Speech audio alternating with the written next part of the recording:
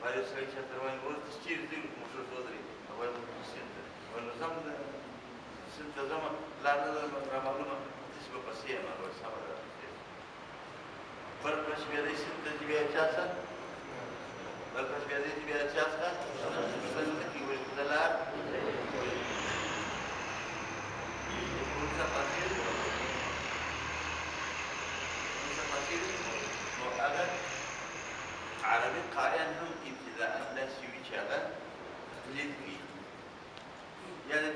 سادي مرسس په معاشره کې یو ناخوان چې ابتداء ناخوانه وایي وایي چې سوی هم ناکړی شوی دی دا کوم ناکړی شوی بیا چې کله د دا شان سره زده کړه ویلی سوله چې د زه به زیات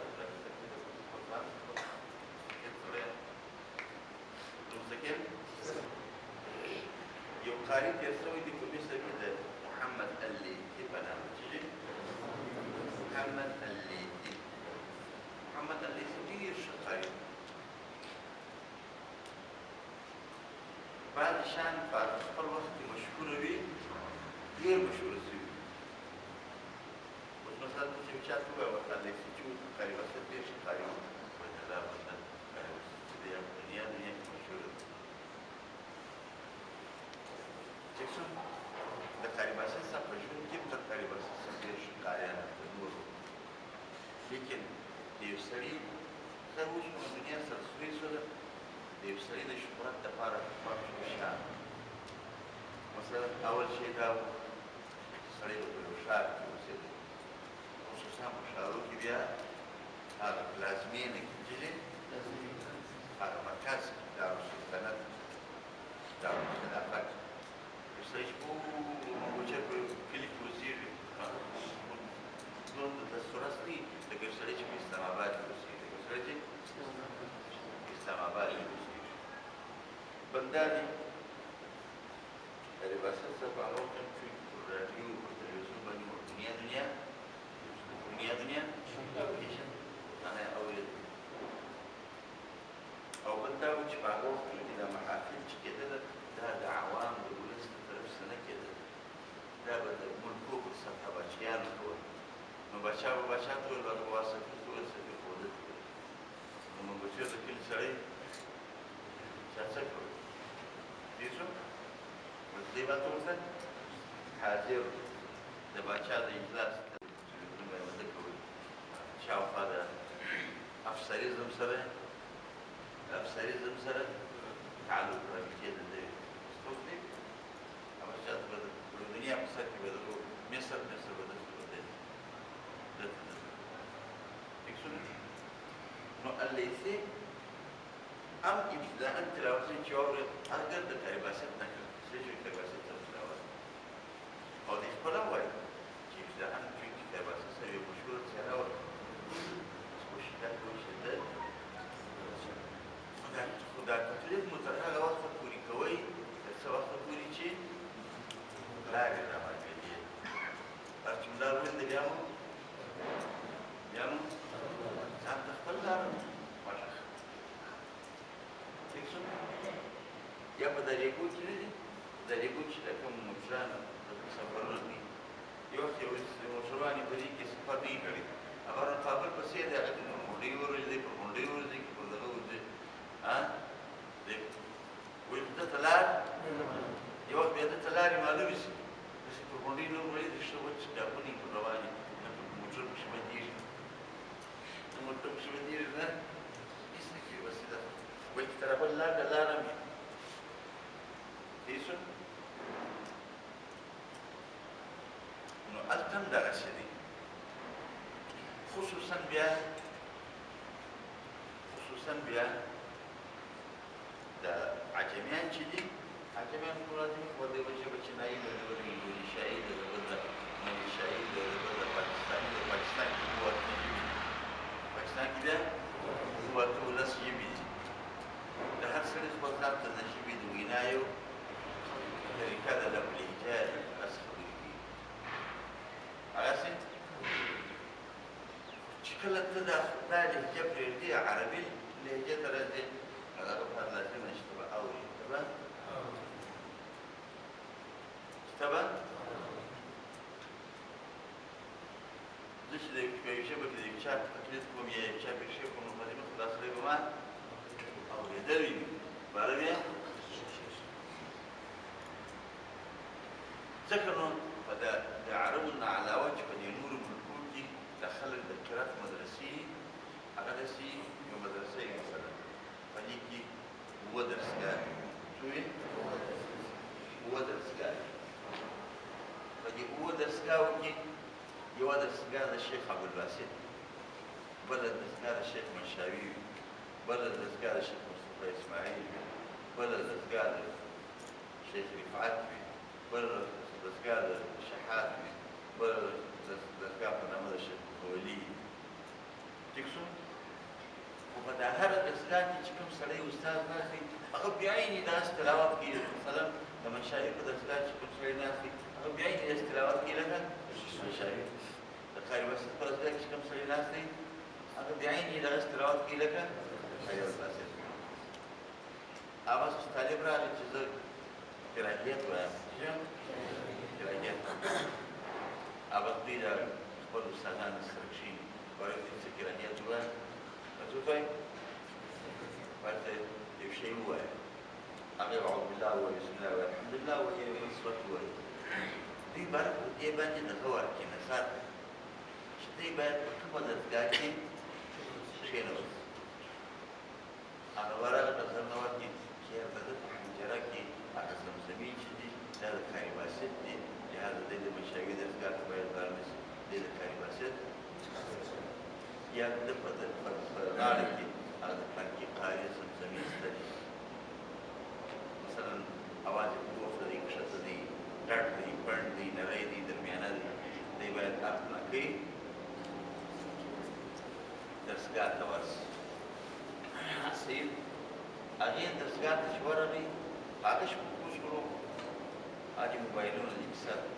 بار مې کوچنی ټیپ په لاس ورکړي یوازې اعوذ بالله منشاوي به اعوذ بالله دا کمپیوټر باندې داسې کېږي اعوذ بالله را رپیټ کړي مثلا کې ته سل وار رپیټوي ته یې سل وار وایي اعوذ بالله من الشیطان الرجیم اعوذ بالله من الشیطان بسم الله اورده بې اورده بې یو ورځ درې ورځې څلور ورځې پنځه ورځې لس ورځې بسم الله بې بعینې دغسې وویله لکه هغه چې ویلې ده بس بیا بیا هغې پیسې واخلي وروسته الحمدلله شلون دا به اورېده اورېده اورېده بیا بیا سبا ورغله استاد ته لیکي بیا بیا اورېده اورېده تر هغه وخته پورې دا کیسټ نه بدلېدی تر څه وخته پورې چې ده دا الحمدلله بعینه دغسې نه ویده کړې لکه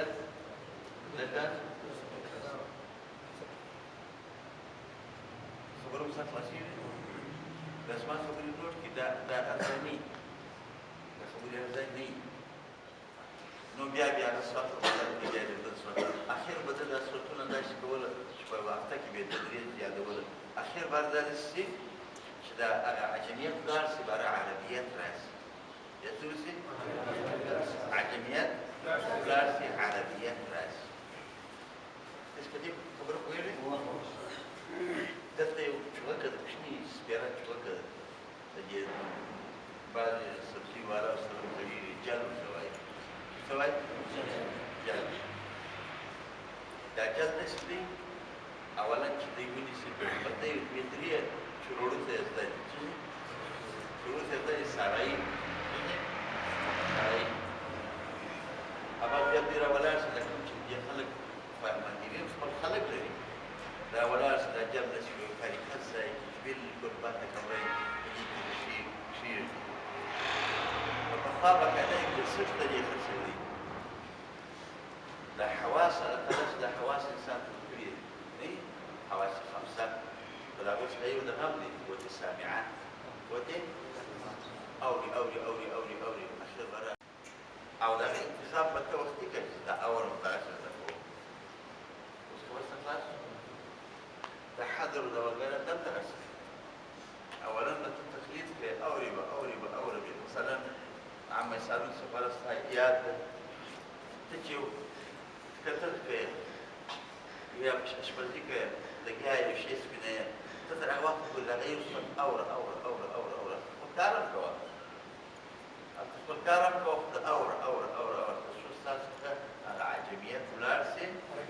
عربیت سره خلاص شو طریقې کار راشي نو بیا زده کوی زده کوی اوس که یو دستګاه راشي چې یو بنده دستګاه وي چې یوه میاشت یو سړی ورته ولګوي میاشت بعد چې کارخانه ورته ګرده استلاوت ګرده استلاوت د دې مثال داسې دی لکه یو سړی موټر چلوي موټروان وي په موټر کې یو نعت ورسره دی څه شي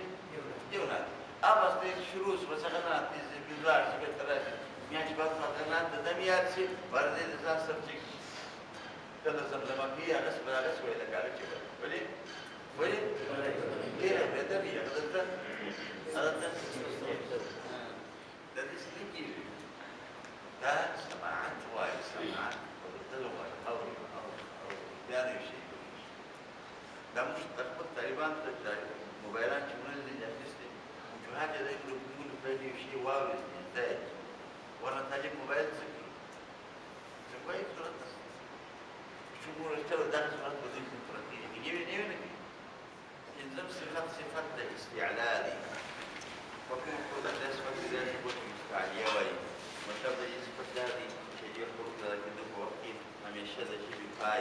ډېر پورته تالو ته لوړېږي دا لوړېدو په وجه دا حروف تحت ویل کېږي داسې حروف ولي معنا دا ده خص الله بامتیاز خص خاص شوي بقبر ضبط تنگ ځای دی قبر تنگ ځای دی هېڅ د هغه لپاره اداره فلم صفت استفال په لغت کې کېدو ته وایي په کوم حروف چې دا صفت پیدا شي هغه ته مستفیله وایي مطلب د دې صفت دا دی چې دې حروف د هغې په وخت د جوابي حروف تالو ته نه پورته کېږي چې دې نه پورته کېدو له سببه دا حروف باریک ویل کېږي د اووه مستعلیو څخه علاوه باقي اووه ویشت ټول حروف مستفیله دي او دا دواړه صفتونه انشاءالله استفاده هم یو د بل مقابل اطباق په لغت کې برابرېدو شلېدو ته وایي په کوم حروف دا صفت کې دا ثبوت مصروفه وایي نو په نسبت دا چې دې حروف د په وخت کې د ژبې منځ په ورتالو سره ونښلي منسق معنی هم شلېدل داسې حروف څلور دي صاد ضاد ظا ظا انفتاح په لغت کې خلاصېدو ته وایي په کوم حروف دا صفت کې دا ثبوت مصروفه وایي مطلب دې صفت دا چې دې په وخت کې د ژبې منځ په ورتالو سره جلا وي مستعليات شو مطبقات شو حروفها صاد ضاد طاء ظاء ثلاث سلور حروف مستعلية جنبه مخصوص صفاتين الاسم قاعدة اسم غين خاء قاف قاعدة اسم هذا مستعلية دي مطبقات ندي والغين والخاء والقاف دي مجوايو ده شيء بيبيض بورتكير وده شيء ما بين وده شيء بيبيض بورتكير وده كيف تبستني تبقى قاف دي والقاف ده قاف غين خاء تلاقيه له كله يجي جهود المقل مع شرحه جهود المقل مع شرحه مقصد كتاب وده مضمون مين او ده مطلقه وكل صفات كل حروف الحديث ده دوار سبتوني إطباق مفتاح يده بس المقابل خمسين إطلاق في لغة كترفق الآلية الحروف المطلقة حكم حروف الأسود بلا سبوت المستوى يوصل الصفات ده لإشباه حروف لجيبين صوت لام نون راء أو لشونلو صوت فا با ميم ريال لكن أريس خليل أساني وجدت على ذكي ده شفاك مجموعة ده فر من لبده فر أغا عكل سري جود بأعلام سري بالنمازيان سرطنات له شأساني وابردي فر من وترش يدي ولا أرسل من لب الدويس خلا عكل شعكل لدي شي صار كتابة كبير لا يمسه في المنجو بأعلام ولا غسل ناس فديك كم حروف الشفوي دي الشفوي كم دي هذه أقول شو نقدر نسخذ كيف الشفوي مطلب مش بعرف سمع بالسوي دي أو كم الشفوي دي لكن شو نون لا راء أقول شيء بدي نسخذ كيف درة الفريد لا مفهوم بها